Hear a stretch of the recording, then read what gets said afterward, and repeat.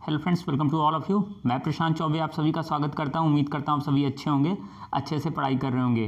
तो UP BEd 2020 को लेकर जो प्रैक्टिस सेट चल रहा है उसका यह जो है 10वां सेगमेंट है, यानी टोटल हमने 9 प्रैक्टिस सेट को कवर किया। तो जीएस में मध्यकालीन भारत का इतिहास, इससे रिलेटेड इसमें जो है इस वीडियो में क्वेश्चन है और टॉप 50 एग्जाम में भी पूछे जाने वाले क्वेश्चन हैं और टॉप 20 क्वेश्चन इसमें हैं। तो ये जो कोर्स है वो आपको बेनिफिट करेगा यूपी पीसीएस की बीईओ की एग्जाम में, यूपी ट्रिपल एससी में, एसएससी में, आरआरबी रेलवे में और यूपी पीसीएस प्रीलिम्स में तो सबसे ज़्यादा करना ही करना है।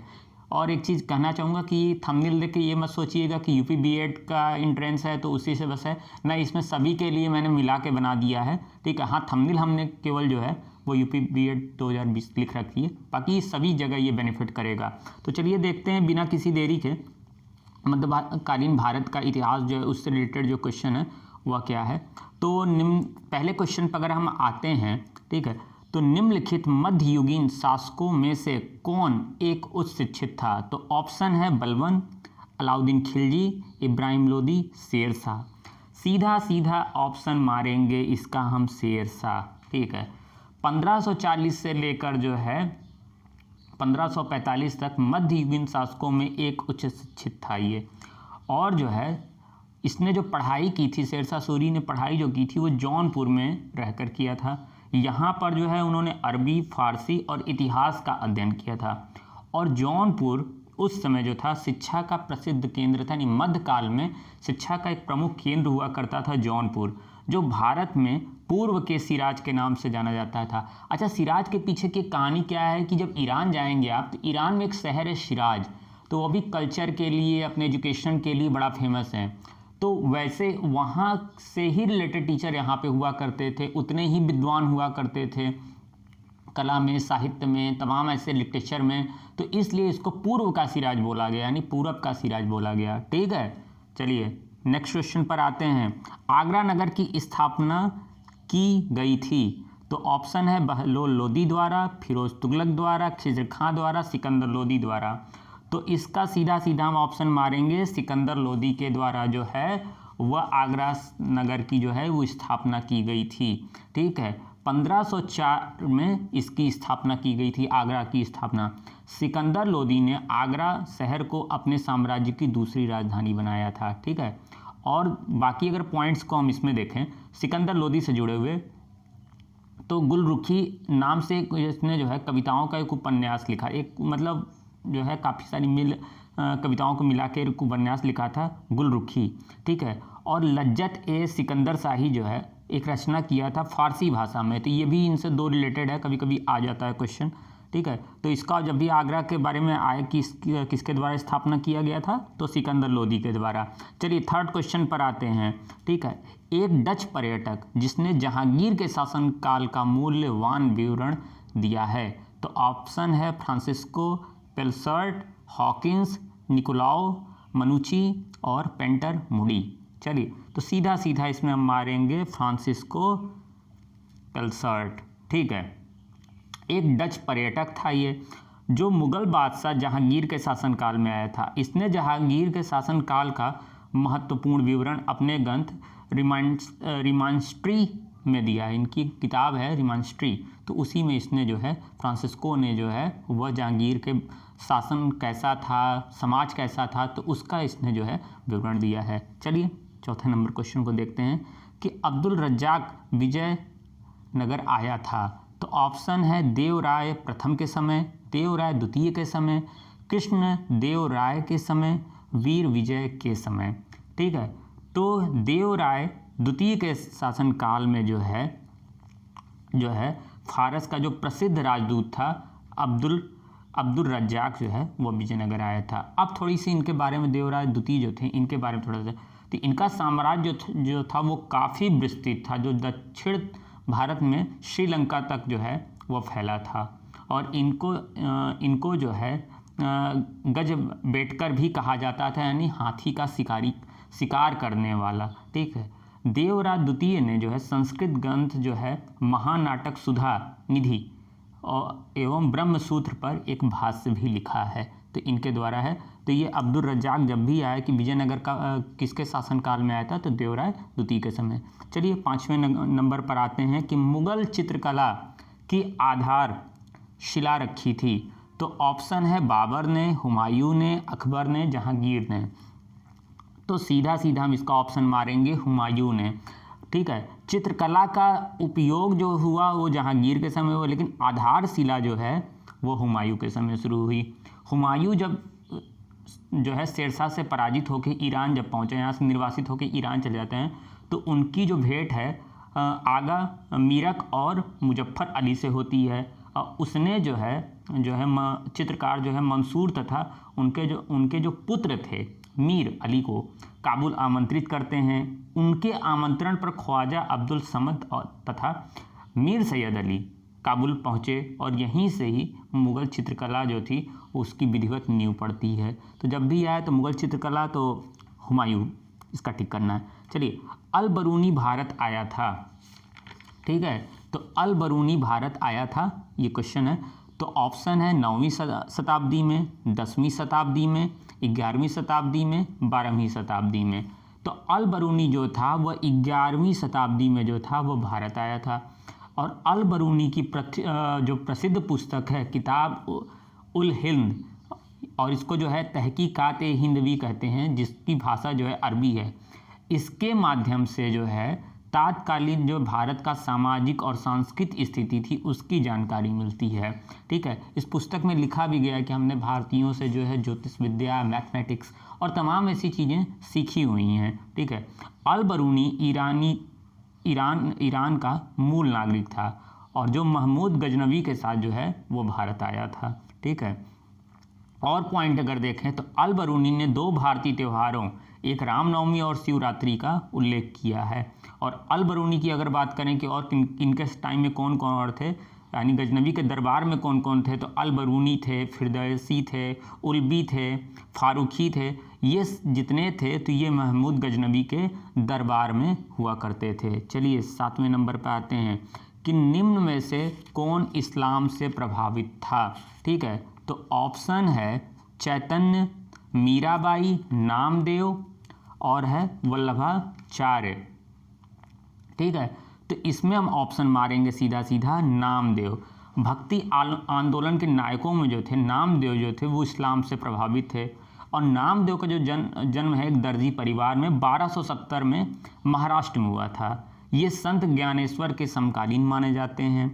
और अगर पॉइंट देखें तो इनका मार्ग निर्गुण भक्ति से संबंधित था और महाराष्ट्र में भक्ति आंदोलन को इन्होंने लोकप्रिय बनाया था। नामदेव जो है बरकरी संप्रदाय से संबंधित थे।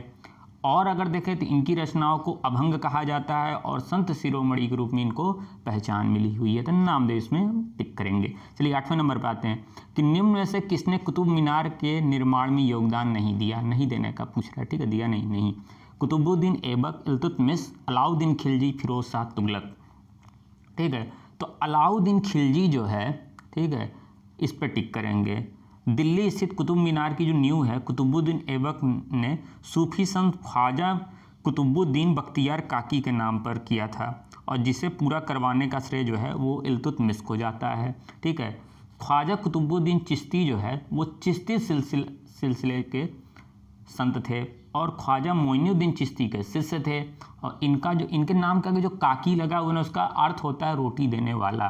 ठीक है, तो इसका जब भी आया तो कुतुब मीनार के, ठीक है, तो योगदान नहीं दिया तो ये खिलजी, और योगदान दिया तो इल्तुतमिश। ठीक, तो अमीर खुसरो का जन्म हुआ था। ऑप्शन है आगरा, बाराबंकी, एटावा में। ठीक है, तो इसका जब भी हम ऑप्शन मारेंगे तो एटा मारेंगे। ठीक है, अमीर खुसरो का अगर नाम देखें तो मोहम्मद हसन भी था इनका नाम। ठीक है, उत्तर प्रदेश के एटा में एक बटियाली जगह है, वहीं पर जो है इनका जन्म 1253 को हुआ था। ठीक है, अमीर खुसरो की अगर कृति की बात करें तो खालिक बारी, तुर्की, अरबी, फारसी और हिंदी भाषाओं में जो है इन्होंने रचनाएं की हुई हैं। चलिए नेक्स्ट क्वेश्चन देखते हैं कि जौनपुर नगर किसकी स्मृति में स्थापित किया गया था। तो ऑप्शन है गयासुद्दीन तुगलक, मोहम्मद बिन तुगलक, फिरोज तुगलक, अकबर। ठीक है, तो इसका सीधा सीधा हम ऑप्शन मारेंगे मोहम्मद बिन तुगलक। मोहम्मद बिन तुगलक जो था जौनपुर नगर, जो भारत के उत्तर प्रदेश के एक प्रमुख ऐतिहासिक शहरों में से है। मध्यकालीन भारत में यह नगर जो था वो सरकी साम्राज्य के अधीन था, सरकी शासकों की राजधानी थी। ठीक है, जौनपुर नगर जो है जूना खां यानी जो है मोहम्मद बिन तुगलक इन्हीं का नाम था। ठीक है, जौना खां। ठीक है, जो है इनके स्मृति में इनके जो चचेरे भाई थे मोहम्मद फिरोज शाह तुगलक जो थे के द्वारा स्थापित किया गया था। और फिरोज शाह तुगलक ने जो है वो 1200 फलों का बाग और 300 नगर बसाए थे। यानी फिरोज शाह तुगलक के द्वारा ही जो है वो जो है जौनपुर शहर की स्थापना की गई है अपने भाई के स्मृति में। चलिए नेक्स्ट क्वेश्चन देखते हैं। निम्नलिखित सूफीवाद के सिलसिलों में कौन संगीत के विरुद्ध था? तो ऑप्शन है चिश्तिया, सुहरावादी, कादरिया, नक्शबंदिया। ठीक है, तो सीधा जो है नक्शबंदी जो सिलसिला हुआ करता था, जो सूफी सिलसिला हुआ करता था, ये संगीत का विरोध करते थे। नक्शबंदी सबसे अधिक कट्टरपंथी सिलसिला था, यानी बाकी सब जो थे वो सॉफ्ट थे और ये जो थे एकदम कट्टरवादी, इस्लाम पे का ज़्यादा प्रभाव था और अकबर की जो उदारवादी नीतियाँ थी उसका ये विरोध करते थे। सिलसिला का अगर शाब्दिक अर्थ देखा जाए तो इसका अर्थ होता है परंपरा, और सूफी संतों के निवास स्थान को जो है वो खानगाह भी कहा जाता है। ठीक, भारत में अगर नक्शबंदी सिलसिला का व्यापक प्रचार जो है शेख अहमद सरहिंदी ने किया था। ठीक, और अगर बाकी की बात करें चिश्तिया सिलसिला की तो ख्वाजा मोइनुद्दीन चिश्ती हैं। सुहरावादी सिलसिले की अगर बात करें तो बहाउद्दीन जकारिया हैं। कादरी सिलसिले की बात करें तो सैयद अब्दुल कादिर जिलानी हैं। नक्शबंदी शाखा की अंतिम कभी कभी पूछ देता है तो सुविख्यात सूफी संत ख्वाजा मीर दर्द हैं और इन्होंने इस्लाम इलाही मोहम्मदी नामक जो है एक नए सिद्धांत का प्रचार भी किया था। चलिए 12 नंबर क्वेश्चन देखते हैं कि निम्नलिखित सूफियों में से किसने कृष्ण को औलिया के रूप में माना है? ठीक है, तो ऑप्शन है शाह मोहम्मद गौस, ठीक है, शाह अब्दुल अजीज, शाह वलीउल्लाह, ख्वाजा मीर दर्द। ठीक है, तो पहले ऑप्शन पे मारेंगे शाह मोहम्मद गौस। ठीक है, सत्तारी सिलसिला के प्रमुख संत थे शाह मोहम्मद गौस ने कृष्ण को जो है औलिया के रूप में माना है। सत्तारी सिलसिला की जो स्थापना है वो शेख अब्दुल्ला सत्तारी ने की थी, जिसका मुख्य केंद्र जो था वो बिहार था। और शाह मोहम्मद गौस ने अनेक सूफी ग्रंथों का अध्ययन किया और अपने काल में जो है कुतुब कहलाए ये। ठीक है, चलिए नेक्स्ट क्वेश्चन देखते हैं 13 नंबर। शुद्ध अद्वैतवाद का प्रतिपादन किया था? तो ऑप्शन है माधवाचार्य ने, वल्लभाचार्य ने, श्रीकांताचार्य ने, रामानुज ने। तो वल्लभाचार्य जो थे उनके द्वारा जो है इसका किया गया था और वल्लभाचार्य का जन्म हुआ था वाराणसी में। ये तैलंग ब्राह्मण थे। इन्होंने भक्ति को मोक्ष का साधन बताया है और इनके भक्ति मार्ग को पुष्टि मार्ग भी कहते हैं। वल्लभाचार्य जो थे वो जगत गुरु महाप्रभु श्रीमदाचार्य की उपाधि से सम्मानित किया गया था इनको।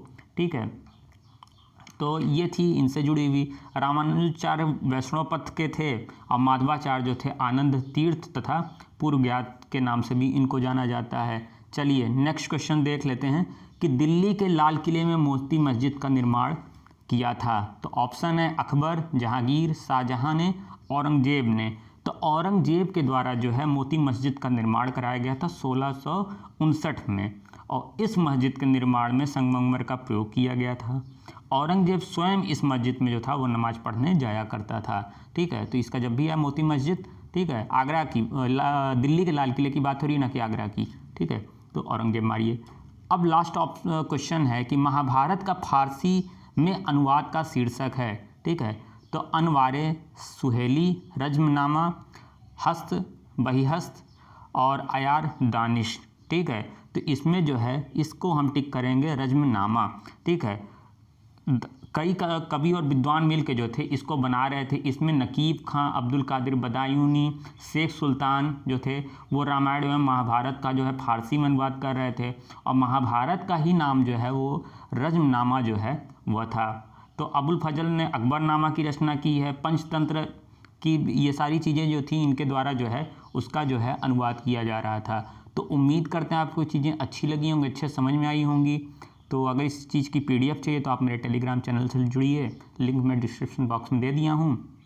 वहाँ से आप इसकी PDF ले सकते हैं। तो अभी के लिए धन्यवाद, नमस्कार, जय हिंद।